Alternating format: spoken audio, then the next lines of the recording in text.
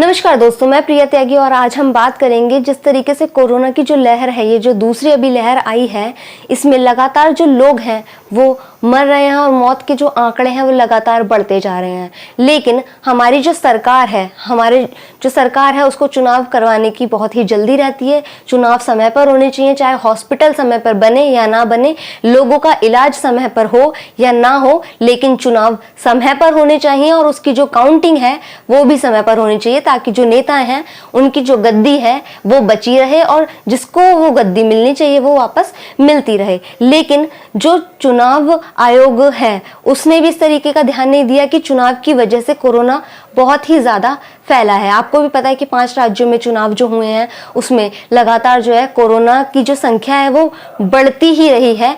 अगर मैं यूपी की बात करूं, इस समय मैं यूपी में ही मौजूद हूं।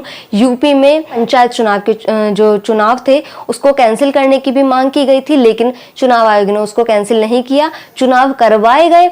और अब सिचुएशन ये है कि पहले शहरों में जो था कोरोना ज्यादा फैला हुआ था, अब गांव वाले एरियो में भी जो कोरोना है वो फैलता जा रहा है। और जो ड्यूटी लगाई गई थी, जिन शिक्षकों की ड्यूटी लगाई गई थी, उनकी भी लिस्ट यहाँ पर साझा की गई है कि जो 577 टीचर्स हैं और जो सपोर्ट स्टाफ है उनकी लिस्ट सौंपी गई है कि इन लोगों की जो ड्यूटी है उसके दौरान, चुनाव में जो ड्यूटी लगाई गई थी उसके दौरान इन लोगों की मौत हुई है और इस पर जांच होनी चाहिए कि किस तरीके से जो चुनाव आयोग है, हमारी जो सरकार है वो बिल्कुल भी ध्यान नहीं दे रही है। करीब 1 साल से ऊपर हो गया है, 14 महीने का समय हो गया। पिछली साल भी कोरोना की महामारी आई थी और उस समय भी लॉकडाउन लगाया गया था, ताकि सरकार ने कहा था कि हम इसकी तैयारी कर लेंगे, लोगों की ज्यादा जान नहीं जाएगी, इसलिए लॉकडाउन लगाया जा रहा है। और लगातार लॉकडाउन बढ़ता ही गया, बढ़ा और पूरे 1 साल ऐसे ही बीत गया।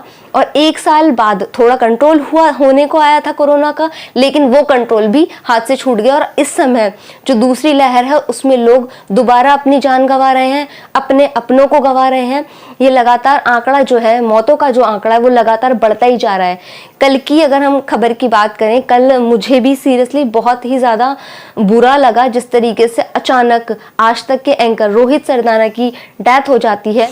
लेकिन मैं आपको आंकड़े दिखाना चाहूंगी यहाँ पर कि जिस तरीके से चुनाव प्रचार में कोई कमी नहीं की जाती है, चुनाव अच्छे से होते हैं, उसकी वोटिंग भी अच्छे से होती है। और वहीं सुप्रीम कोर्ट की मैं अगर बात करूं, आपको मैं ये ट्वीट अभी दिखाती हूं।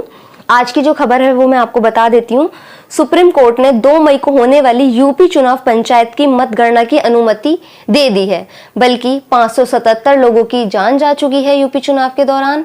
जो शिक्षक थी जिनकी ड्यूटी लगाई गई थी उनकी जान जा चुकी है। उसके बाद भी सुप्रीम कोर्ट की इस तरीके की जो है बात आती है सामने कि 2 मई को जो है मतगणना होनी चाहिए, मतगणना की अनुमति उन्होंने दे दी है। इसके बावजूद कि लगातार देश में जो है वो कोरोना बढ़ रहा है, लोगों की जान जा रही है, लेकिन लोगों की जान के साथ लगातार खिलवाड़ किया जा रहा है। कोर्ट ने यूपी चुनाव आयोग के इस आश्वासन पर मंजूरी दी है कि काउंसिल सेंटर पर कोविड गाइडलाइंस के अनुरूप बंदोबस्त किया जाएगा।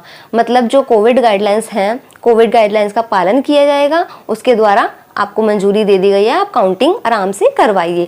लेकिन कोविड गाइडलाइंस तो कब से लागू की गई हैं, उसके क्या बेनिफिट मिल रहा है? लोग तब भी मर रहे हैं। अगर लोग नहीं मर रहे हैं, आंकड़े कम होते तो हमें समझ में आता कि चलो अनुमति दे देनी चाहिए। आप क्या सोचते हैं, आप भी बताइएगा। वहीं जो शिक्षक और कर्मचारी जो संगठन है, कोरोना के चलते मतगणना का बहिष्कार की भी धमकी दे चुके हैं कि हमें पूर्ण रूप से इसका बहिष्कार करेंगे। वहीं अगर हम बात करें, कोर्ट में राज्य चुनाव आयोग ने कहा है कि मतगणना के क्षेत्र में कर्फ्यू लगाया जाएगा, जहां पे मतगणना होगी वहां पर कर्फ्यू लगा दिया जाएगा। केवल अधिकृत प्रतिनिधियों को ही काउंसिल सेंटर पर जाने की अनुमति दी जाएगी। कोर्ट ने आयोग के इस दावे को ध्यान में रखा है, जिसमें कहा गया है कि काउंसिल सेंटर की व्यवस्था देखने के लिए उपयुक्त अधिकारी को अधिकृत किया जाएगा। इससे पहले यूपी के जो शिक्षक हैं और जो कर्मचारी संगठन है, उनका दावा है कि पंचायत चुनाव की ड्यूटी के कारण संक्रमण से 1500 से ज्यादा जो शिक्षक हैं, जो कर्मचारी हैं, उनकी जान चली गई है। बड़ी संख्या में परिवारजनों की मौत हो गई है। राज्य निर्वाचन आयोग कोविड प्रोटोकॉल का पालन करने और कर्मचारियों की सुरक्षा करने में विफल रही। ऐसी सभी शिक्षक कर्मचारी 2 मई को होने वाली पंचायत चुनाव की मतगणना का बहिष्कार करेंगे।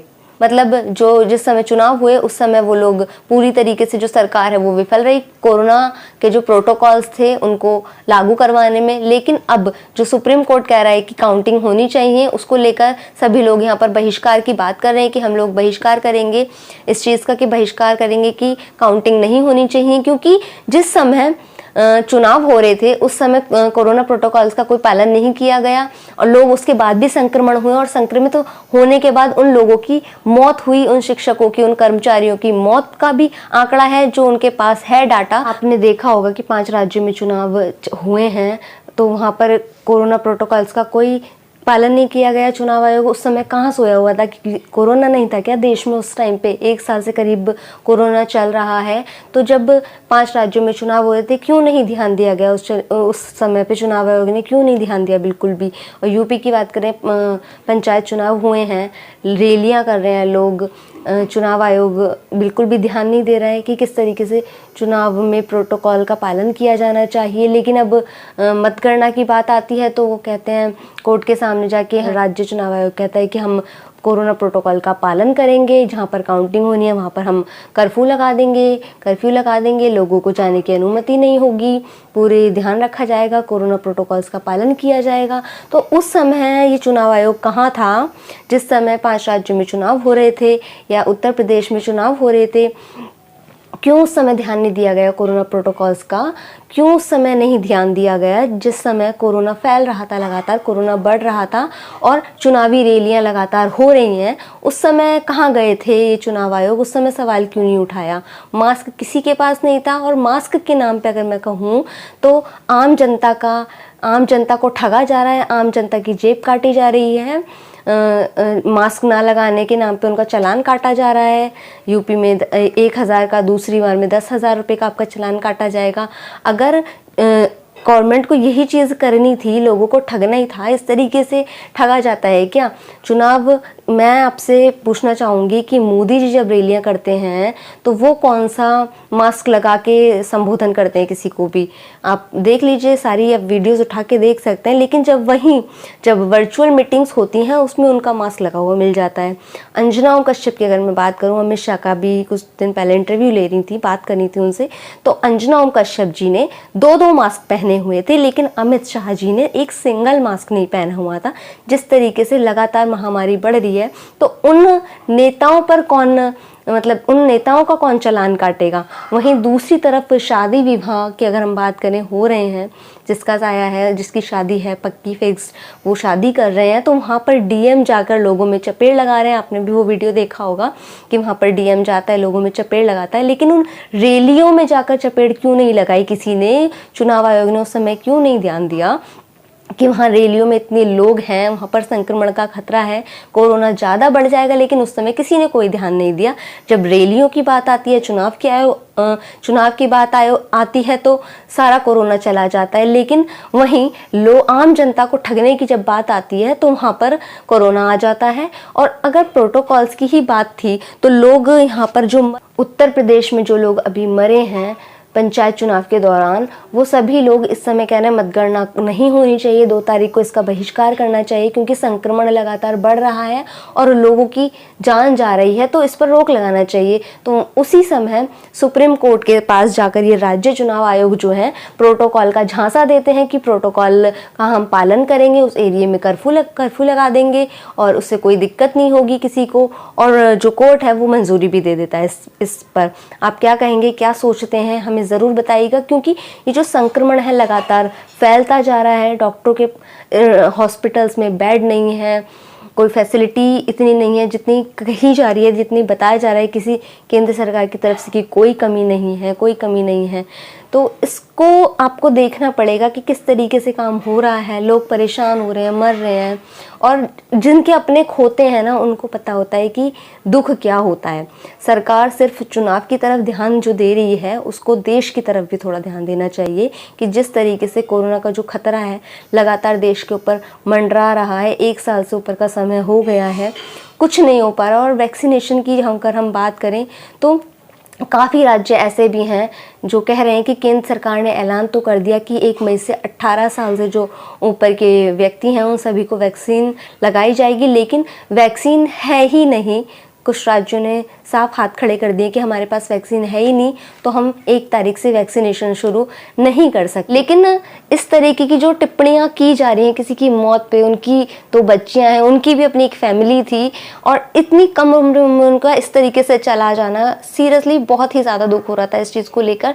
लेकिन लोग अभी भी एक इंसानियत की अगर मैं बात करूं, सबसे पहले इंसानियत होनी चाहिए, उसके बाद आप कुछ भी देखें उनका क्या व्यवहार था, कैसी पत्रकारिता थी, उस पर हमें बात बाद में करनी चाहिए। लेकिन अगर हम देखें जिस तरीके से मौत के आंकड़े बढ़ रहे हैं, लोग ध्यान नहीं दे रहे हैं, सरकार ध्यान नहीं दे रही है, हम अवेयर नहीं हो पा रहे हैं, लोग अवेयर नहीं हो पा रहे हैं और कुछ हो रहे हैं, तो इस तरीके की सिचुएशन सामने आ रही है कि हम उसको कंट्रोल नहीं कर पा रहे हैं। हमारे वश में कुछ भी नहीं है इस समय। बस ये है, हम बस ये कह रहे हैं अपने घर में रहिए, सेफ रहिए। हम भी अपने घर में हैं, मैं भी करीब 1 महीने से घर पर ही हूँ। घर से जो कुछ हो पा रहा है वो हम लोग कर रहे हैं, लोगों की हेल्प जितनी हो पा रही है कर रहे हैं। नहीं हो पा रही, कई बार ऐसी सिचुएशन आ जाती है कि कोई हमसे हेल्प मांगता है और हमारे पास उनकी हेल्प करने के लिए कुछ नहीं होता। हम इतने हेल्पलेस हो जाते हैं कि हमें समझ नहीं आता, हम इतने मजबूर हो जाते हैं, समझ नहीं आता क्या करें क्या ना करें। आप क्या सोचते हैं इस बारे में हमें ज़रूर बताइएगा। तब तक के लिए नमस्कार, घर पे रहिएगा और सुरक्षित रहिए।